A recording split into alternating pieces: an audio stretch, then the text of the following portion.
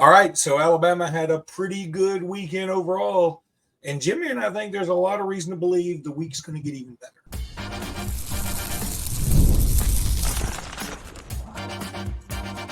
You are Locked On Bama, your daily podcast on the Alabama Crimson Tide. Part of the Locked On Podcast Network, your team every day. Hey, everybody. Welcome back into Locked On Bama. Luke Robinson, that's me. Jimmy Stein, that's him. This episode is for you. I mean, not brought to you by anybody today. So that's kind of, thank you for your first listen. Jimmy, I just drove in from the beach. I know that's the first problem. I look terrible.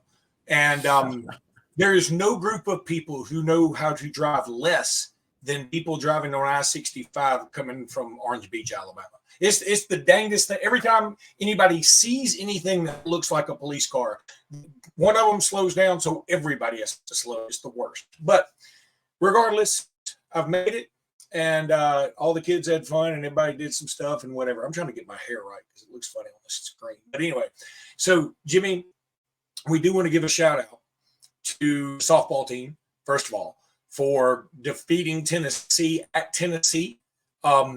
That was a lot of fun. Again, I've said it all along that I like softball more than I like baseball. I think it's more fun. The passion's always there. I found myself watching other softball games not involving Alabama. I mean, to me, that says a lot because, like, I'm just not going to do that much. And, like, I thought they were all great. I mean, the Texas A&M stuff, Georgia UCLA wasn't great, and Oklahoma, buried whoever, I forgot who they played. But all the other games, I mean, they seemed like they were just good series. It was a lot of fun. And I also want to give a shout out to Michelle, who is at Lala Dumpy. That may be the worst Twitter name I've ever heard. Michelle, I love you. I do. But at Lala Dumpy, you might have to do at least make it La Dumpy 2 or something. She said, Luke, I expect a locked on congratulations to the softball team. After you owe them one a couple of weeks ago, you said they weren't that good. And I did say that. And Jimmy, here's the thing. I still sort of stand by it. And I say it's all relative. It's not that they're not good. They're not as good as some other Alabama squads of the last decade, 15 years, whatever. But give them a ton of credit. They went and beat a Tennessee team that, look, I'm not going to pretend to be the know-it-all when it comes to softball, but Tennessee's probably better than Alabama. They came to our place and beat us 2 of 3, didn't they? They did. Yeah, they won 2 of 3 in Tuscaloosa. I think when you talk about this softball team, you have to acknowledge the whole picture, not just what they accomplished over the weekend, which is incredible. But this is the first Alabama softball team under Patrick Murphy, who's been here a long time, 25 years. This is the first one to have a losing record in the SEC. So you have to acknowledge that it was a bit of a struggle getting here. They didn't host a super regional like they often do. That's a big thing. They had to win on the road, but they did. You have to give them a ton of credit it wasn't an easy ride to the porch. It was a bumpy ride to the porch. But when they got to the porch, they knocked the door down. That's why I have to give them a ton of credit while acknowledging, the ride to get there was a little bumpy. But, wow. Do you know Patrick Murphy's been in the College World Series, more than half of the years he's coached at Alabama, which would be incredible if he'd only been there, 8 years. But he's been there for 26 years, and this is the 14th or 15th trip. I can't remember. It's just the 15th trip. 15th trip, and I think this is his 26th team. Well, let me ask this. Did they even have a College World Series before? When did it start? When did the College World Series for softball start? It started before Alabama was even had a softball program. So okay. Alabama didn't invent their softball program until I think the mid to early 90s. Alabama had 2 softball teams before Patrick Murphy came to Alabama in year 3. And I think Alabama was in an NCAA regional the first year that he was the coach. And in the World Series, just 3 or 4 years after he really kickstarted Alabama softball. Alabama softball originally didn't play in Rhodes Stadium. They were playing in like Sokol Park in a city park. Well, that's in the 80s or the 90s or what? 90s. In the 90s as a scholarship program. I don't remember our having a team when I was there, and I graduated. They started it right after me and you left. Yeah. Me and you had already gone, and right after, I think after they started it right after I left. Right after you left. You had been gone a little bit. I'd been No, no, I think they started it off the top of my head, Luke. Something like 94 might have been the first team, 94, 95. And then again, 2 years. Then Patrick Murphy came in year 3. He has taken Alabama to a regional, and every single year he's been the head coach. And now, like I said, to the World Series, and over half of them, he is unquestionably one of the giants of college softball, not just at Alabama. And this may have been his best job in terms of somehow getting them, like I said, to the door and then getting them in a mental position to knock the door down. Tennessee was a legit national championship contender. Yeah, and look, I don't have any delusions of grandeur. We're going to play a UCLA team that just disposed Georgia rather easily. And if we're lucky enough to beat them, then we're probably going to play an Oklahoma team that is just a juggernaut. So I think UCLA's best player is Tom Brady's niece. She's really good. That makes sense. Maya Brady. You know, it doesn't matter to me. Like, from now on, it's all gravy. It was really kind of gravy when we got the second win. The Saturday win against Tennessee made the season gravy, whatever, for me. Because I saw how happy those girls were. And again, I know y'all want us to focus on football. We do too. But we need to give these ladies a shout out, because I want to tell you something. Those girls were as happy as any Alabama team, football or otherwise, I've seen. The Tua Tagovailoa 2nd and 26 to Devontae Smith notwithstanding. I'm serious. Oh, like, I go to all the time. It's my third favorite team. Like carrying each other like a bride across the threshold.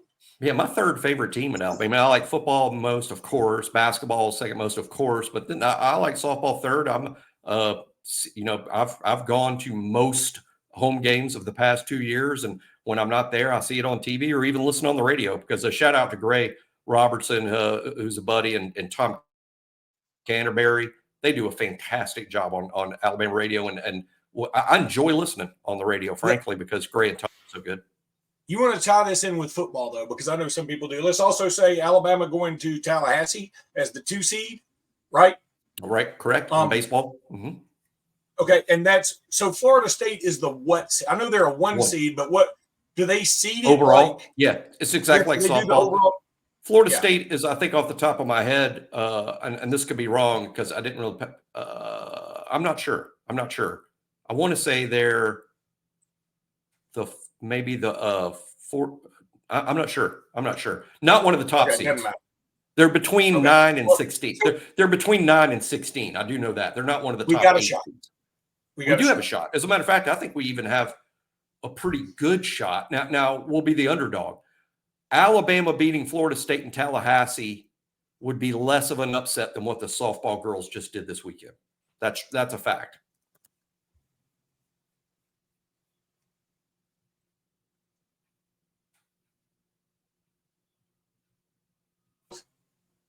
Did I lose Jimmy or sorry, I'm not sure, but my screen froze for just 5 seconds. I counted. It was just 5 seconds, so no reason to scrap it, but it's froze up for 5 seconds. But you're good. Scrap. You think I'm scrapping? I'm going to bed after this. 4:28. I'm going to sleep after that. I had 4 girls, 8 and under, another couple, and me and my wife, and a yap dog. Yeah, I'm going in a condo for a little bit. Yeah, and Jimmy is now frozen on something. Really? I hope he's not frozen. There you are. Now you're not. All right. Good. Now, let me say this. That you want to tie this into football? Here's how you tie this into football. That if Patrick Murphy, let's say that he had been swept by Tennessee, which a lot of people probably thought we would be, everybody would be wondering, has Patrick Murphy sort of done all he can do? I really believe that's what a lot of people would have said. Now, I think Patrick Murphy is like, to the fans, Patrick Murphy's just the best. He'll always be the best. He'll always be here. And the only thing that separates those 2 things is 2 games in Knoxville. And that's screwed up with fans. And I'm saying I might have even been in that same camp because I'm kind of dumb. So I might have been in that camp, but it is stupid. You can't change. I mean, I remember Cecil Hurt one time. So many of the great lines. I remember Cecil Hurt saying one time that, hey, if you're making a decision, he was talking about football coach. So if you're making a head football coach decision about whether he should stay or go, and you're boiling it down to 1 game, then the decision's already made. The decision's already made. If it's boiled down to, it can't be boiled down to one game. That's dumb. Your program is either ascending or descending.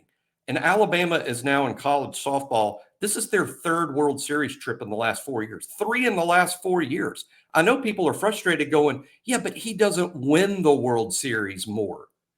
Well, since Alabama last won the World Series in 2013, there are only 2 programs that have won it more than once, Oklahoma and Florida. And if you're going to say Pat Murphy's no Patty Gasso at Oklahoma, he's not even Tim Walton at Florida. Okay, you win. He's the 3rd best coach in the sport. I mean, but that's really what we're talking about here. I mean, his resume, even to current people say he hasn't done nothing since he won the World Series. No, he's actually been to the World Series more than anyone but Oklahoma. Yes, he hasn't won more than one national title. But I mean, if that's if that's the standard, it's the standard created by Murph. Murph's the guy that created that standard. No, and secondly, if you're firing him for not winning multiple titles, then get the firing stick ready to fire off all the time. I mean, get ready to fire the next guy. You're firing the next guy in year 2, apparently, when he didn't win it in his second year after obviously winning it in his first year. Yes, the offense has been a problem. They've struggled scoring runs the last 3 years. But why are we forgetting the previous 22 when they were among the best offensive teams in the country at times? 2021, just 3 years ago now, they were a tremendous offense, 3rd in the SEC in runs scored. So he's the guy that can get it fixed. I think he realizes there's issues that need to be addressed. And I think all of us that are even Murph supporters, and how could we not all be Murph supporters, realize, hey, the offense has to be fixed. They hired a hitting coach last year. I'm not sure they got the results that they were wanting. A lot of girls will change out. They're going to have a lot of new faces next year. Recruiting, by the way, is going outstanding in softball. They've got the Kentucky quarterback sister that's coming is a heck of a player next year, Aubrey Vandegrift. She's the younger sister of the Kentucky starting quarterback. So there's your football tie. Interesting. All right. Need to tell everybody about eBay Motors. eBay Motors. Passion, drive, and patience. The formula for winning championship is also what keeps your ride or die alive. eBay Motors has everything you need to maintain your vehicle and level it up to peak performance. Superchargers, roof racks, exhaust kits, LED headlights, and more. Whether you're into speed, power, or style, baby, eBay Motors has got you covered with over 122 million parts for your number one ride or die. You'll always find exactly what you're looking for. And with eBay Guaranteed Fit, your part is guaranteed to fit your ride every time or your money back. Because with eBay Motors, you're burning rubber. You're not burning cash, bruh. With all the parts you need at the prices you want, it's easy to make your car the MVP and bring home those huge wins. Keep your ride or die alive at ebaymotors.com. Eligible items only. Exclusions do apply. eBay Guaranteed Fit only available to U.S. customers. All right, so this is going to be a shorter segment because we went over on the last one, but I did want to address Eli Gold's recent comments to Mark Edwards of the Anniston Star. A couple of them were like, wow. And I didn't think we'd be talking about Eli Gold again for a couple reasons. First of all, he's not Alabama's play-by-play guy anymore. And secondly, I caught a lot of heat from folks last time, and because I said, I'm sort of cool with Chris Stewart taking over. Eli was good, and he's a great broadcaster. I think Eli's a fantastic broadcaster. I want somebody with a little more Bama in him. That's what I wanted, and that's why and plus Chris Stewart is a friend of mine. He's a good dude, great American, Superman, right here on Memorial Day. But this is what I'm talking about. I don't think, now maybe I'm jumping to conclusions. I don't think no matter what happens that Chris Stewart would ever say anything like what I'm about to say Eli Gold said in this article. And this is a quote. This is not Luke saying this. Here's what Eli Gold said. Quote, I'll tell you, after being cast aside as I was at Alabama, after being not only shown the door, but kicked down the stairs and then shoved out the door, being someplace where you are wanted, meaning Jacksonville State, and where people are nice and where they care, has been a magical situation. Okay. That is one way to make sure that your legacy is tarnished. There are some Eli people that love Eli, and more power to you. I thought he had some great calls at the University of Alabama. I will say that to the day I die. I will also say I felt like I don't necessarily want who was before Rod Bramlett at Auburn? Help me. White. Touchdown Auburn. Yeah, the dude from Montgomery. He was on Montgomery. He was on Montgomery TV all the time. He was the Montgomery Jim Fife. Yeah. Okay. Yeah. That I don't want Jim Fife. I don't want somebody like that who's so homerific that they always, I don't want anybody blaming the officials. I don't want any of that. I want somebody who, though, loves that his team just did whatever. And I'll tell you this, Jim Fife and Rob Bramlett and the dude they got now, they all love Auburn. The guy that was at LSU for a gazillion years loved him some LSU. The dude that's at Georgia now loves him some Georgia. And you can tell it oozes out of them. Sometimes it's over the top, but I'm really okay with it. Even if I make fun of it, I'm okay with it. Eli never got over the top. And again, you say, well, what's wrong with that? That's professional. It is professional. We're college. That's my thing. And now that Eli has made these comments, I'm going to tell you, I'm sort of like, hey, man, you missed a whole year for your health. Later in the article, he even goes on to say, this was worse than people know. There were times the doctors didn't think I'd make it through the night. Make it through the night. So who can blame the University of Alabama when Chris Stewart took over for Eli when he was out for an entire year, by the way? He was out, and Chris Stewart takes over, does a masterful job, just like he does a masterful job at basketball, just like he did baseball at one time, didn't he? Yeah. That's true. So he did a wonderful job, and he loves Alabama. And this is like his thing. This is what he's always wanted to do, and he's been super patient about it. Who can blame Alabama for saying, Eli, we love you, and we appreciate all you've done, and you've been here a long time. And we want to, to my knowledge, there was some kind of idea passed out there, like we want to have an honor you kind of thing on the way out the door. We don't want this to be, have any animosity. Eli has chosen violence. And so more power to him. Again, that's one way to go. It's not the way I think he should have gone. It's his way. I respect his way.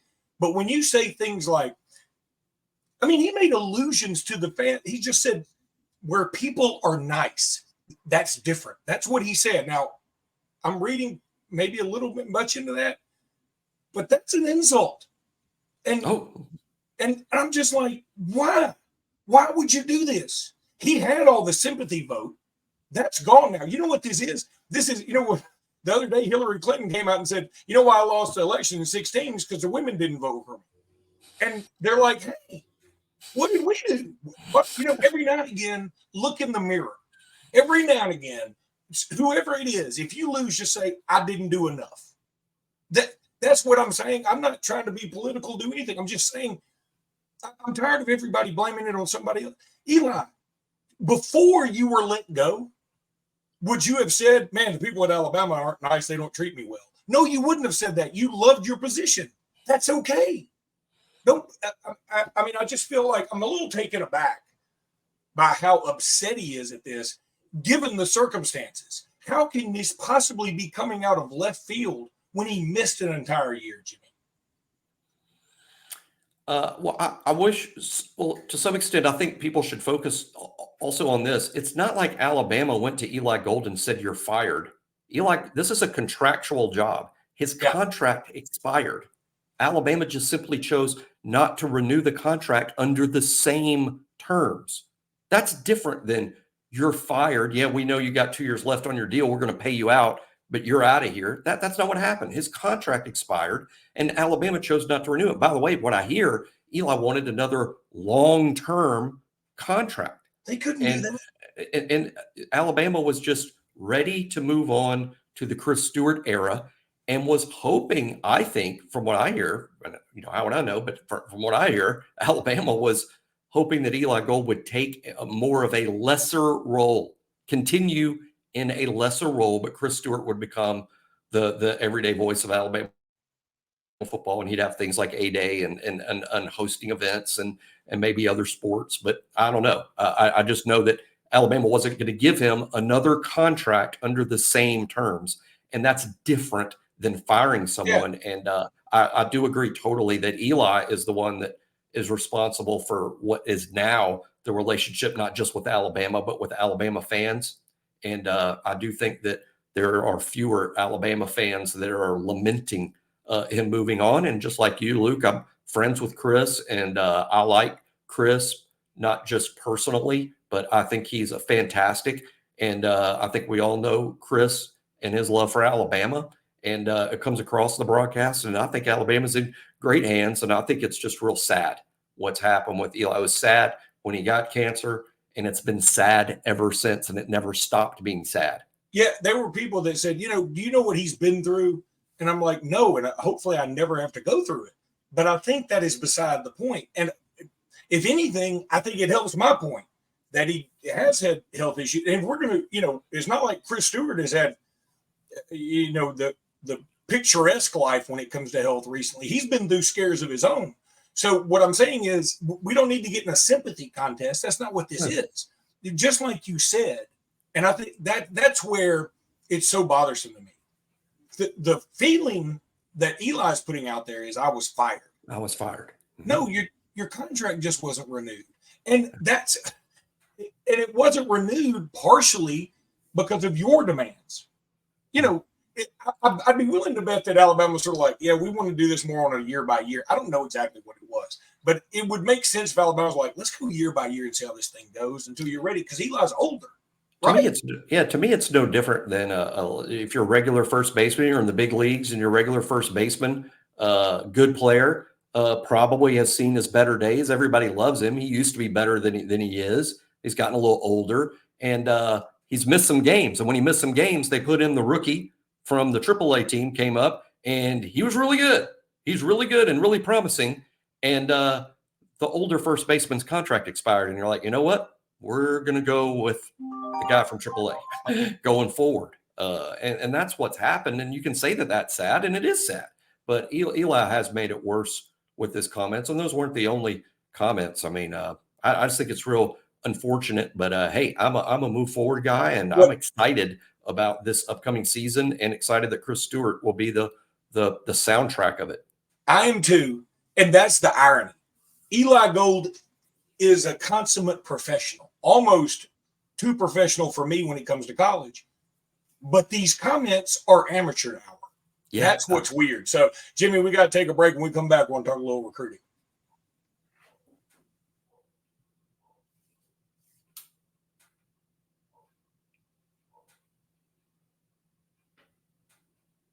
Wait, ever since you came back, I can't hear you. I've been muted. Ever since you came back from the commercial? Yeah. Or ever since you came back from the beach? I wish I was muted. Everybody probably I'm much fresher simply because I also came back from the beach, but it was about 3 or 4 days ago. So I did the well pre-Memorial Day beach trip. So I'm back and rested. I'm good. I like going to the beach, and I've always loved it. But it's getting to where, like, if you can't go for a week, it's really not worth it. And it's hard to go for a week because it's so expensive. I went to Wendy's by myself, got a hamburger with nothing but extra pickles, nothing else on it because I don't trust them. If I said just ketchup, they'll put ketchup and mustard. I don't trust them. And then I got French fries, and I got a drink, and I got a small Frosty, and it was $17. That's ridiculous. We live in a crazy world when it comes to that sort of stuff. Yeah, me and all my children for that back in my day. But anyway, all right. So I do want to all three of my children, I should say, have called me during this podcast. I don't know what it is when I turn the camera on. It's like my children are like, oh, Dad's doing something. Let's bother him. I love them, but anyway. Tell me about your day later, which is really going to be, I'm going to call back, and my daughter's going to be laying down. She's going to say, I'm not doing anything. I was just bored. I figured I'd call you. I'm like, can you call when I'm not podcasting? But anyway. All right. So recruiting is heating up, Jimmy. Big time. And we got some visits coming up soon. And look, on top of that, I said there was going to be some other good news maybe this week. We believe that Mark Sears and Jaron Stevenson will both be back. We're not announcing it. We don't know it. We believe this. And so, Jimmy, talk about those two things. Yeah. First, to the basketball, Preston Murphy's tweet. Preston Murphy, he's now got a heck of a reputation as a tweeter. That's assistant basketball coach Preston Murphy, who tweeted the scene from The Wire where Stringer Bell said, "Hey, let everybody know we're back. We're up and running again." But Alabama's not in the drug dealing business in Baltimore on the corners. Actually, they're in the basketball business, and I think that's just been interpreted as, hey, Alabama staff now is informed or fully believes that Mark Sears and Jaron Stevenson will come back, which is kind of what me and Luke have been saying all along. I mean, that's not a change over what Luke and I have been saying. Each time I think Luke and I have addressed it, we've been more and more optimistic based on what we hear. I think that optimism has never been higher. So I'm expecting by the end of the week that we hear that Mark Sears and Jaron Stevenson will be returning. That's what we're expecting, but we'll see. Until it's official, it's not official. Secondly, about football recruiting, boy, me and Luke are going to spend, if you like football recruiting, if you tune into the show because you want Alabama football recruiting stuff, then this is your week, because this upcoming week, starting with the next show, we're going to start going over the whopping 13 players that will make an official visit to Alabama next weekend, including quarterback Keelan Russell, 3 kids from Mater Dei in California. It is a huge recruiting weekend. We're going to go over each and every name the rest of the week, so everybody knows who they are, knows what our chances are of getting them, and so stay tuned for that. Big recruiting week, big recruiting month at Alabama. Also, is not only do we have the official visits, we have camps where they will evaluate and make offers to both 2025 and future kids. Yeah, and what else we're going to do this week, Jimmy? We sort of got to the point where we need to let you catch up a little bit on your roster countdowns, because we like to do 2 or 3 dudes a day, and I got to figure out a way to say that better. But we like to talk about. We'll spend the week coming up with a better way to say that. So we're trying to let you catch up on your roster countdown, because that is a lot of fun. But I'm going to tell you, the softball girls needed a shout out today, big time. The baseball team needed a small shout out. We'll talk about them this week. I mean, softball's in the World Series on Thursday at 11 a.m. versus UCLA. Baseball will play 5 p.m. on Friday against Central Florida, and we'll at least acknowledge what's going on there. We're keeping up. We're watching. We're watching, baby. All right, that's going to do it for today's podcast. We'll be back tomorrow with more. Until then, roll tide, everybody. Roll Tide.